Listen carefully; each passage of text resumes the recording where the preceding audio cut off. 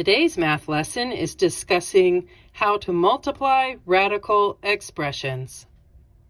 If you are multiplying two radical terms together, the numbers that are out in front of the roots, we like to lovingly refer to them as our big numbers. So A and C, we're going to multiply them together.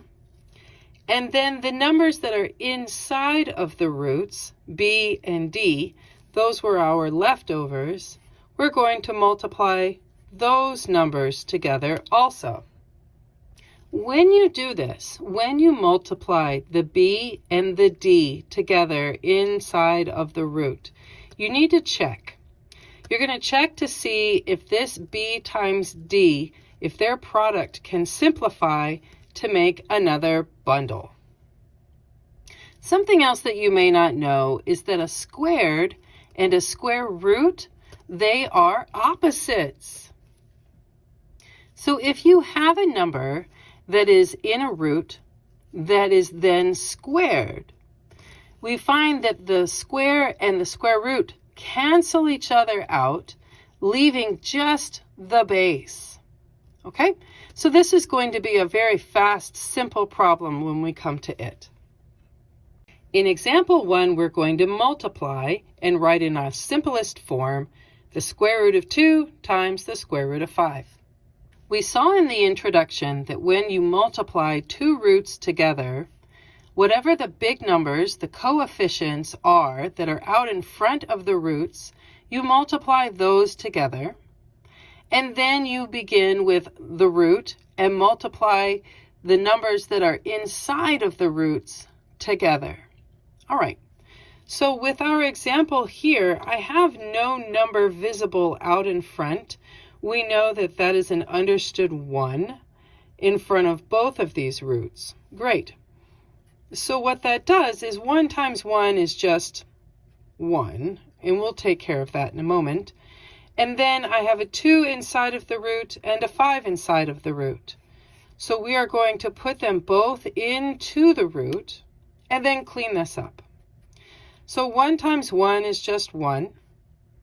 And 2 times 5, there are no bundles here, is just 10. And because you have grown in your mathematics skills, you know that when you have a 1 in front of a variable or in front of a root, it is unnecessary to write the 1. So truthfully, your most simplified final answer will be the square root of 10. And there you go.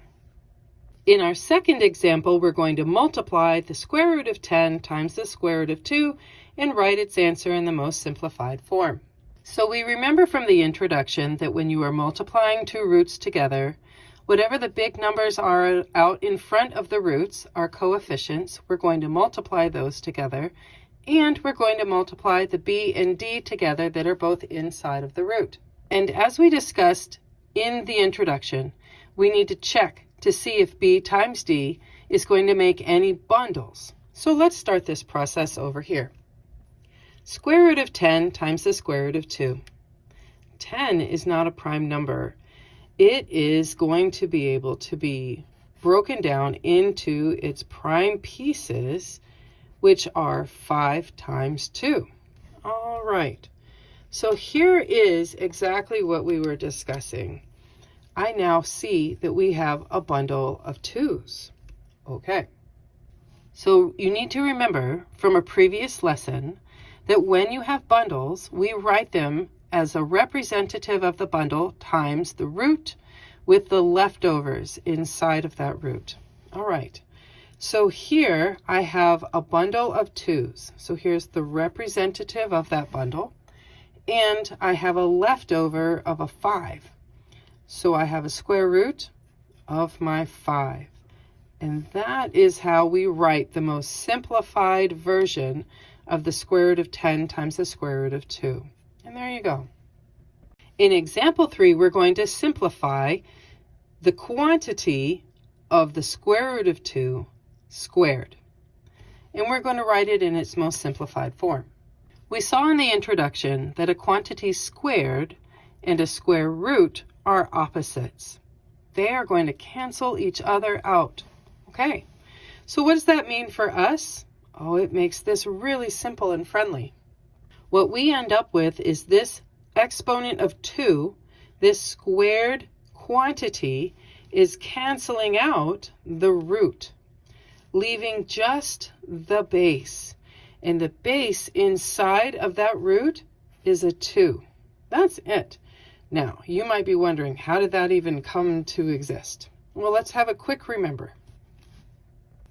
So the quantity of square root of 2 squared is really equal to the square root of 2 times the square root of 2. And what that does when you multiply is it ends up making a bundle of 2's. And when you have a bundle with no leftovers anywhere, that just leaves you with the representative of the bundle.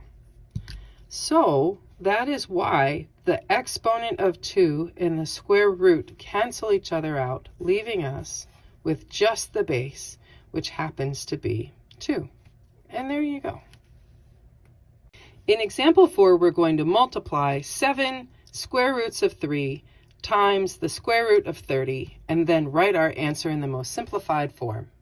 So remembering our framework from the introduction, let's see what we have here. So in this particular problem, I have 7 square roots of 3. 3 is prime. 7 is my coefficient. And then I have the square root of 30. So the coefficient, the understood number in front of the root, is a 1. Okay. And we see that we have a composite number of this 30. So let's see where that takes us. 7 times 1. All right. And then our big root with 3 times 30. So as we said just a moment ago, 30 is very much a composite, and it comes from 3 times 10. And 10 is also a composite. It comes from 2 times 5. So now we can go ahead and look for bundles. And don't you know it? We sure do have one. There it is. And I have leftovers. I have a leftover 2 and a leftover 5. So now that I know where my bundle and my leftovers are, let's bring this all together so that we can write our final answer in the correct format. 7 times 1 is 7. But I have a bundle of 3's, so we're going to multiply it. And then I have my 2 leftovers that go back in the root. So I have a leftover of 2 times a leftover of 5. So finishing this off, 7 times 3, well, that is 21, times the square root, 2 times 5 is 10. And now it is fully simplified. And there you go. In our 5th and final example, we are going to again multiply. We have 2 times the square root of 21c to the 4th power times 5 square root of 7. We assume that c is greater than or equal to 0, and we're going to write our answer in the most simplified form. Looking at our framework of A, B, C, and D, let's see where this problem takes us. So we have coefficients on both of my roots this time. I have a big 2 times a big 5. All right. Square root. I have a 21 inside. I have a 7 inside. And I have a c to the 4th power inside. So let's check and see if we have any bundles. 21 comes from 3 times 7. Aha! So we do have a bundle of 7's. This is very true. However, look at this c to the 4th power. Let's take a moment and explore that. So c to the 4th power is really c times c times c times c. And we said any 2 of the same thing makes a bundle. So I have actually 2 bundles of c's. So do I have any leftovers? Yes, I sure do. I have a leftover 3. Okay, let's begin cleaning this up.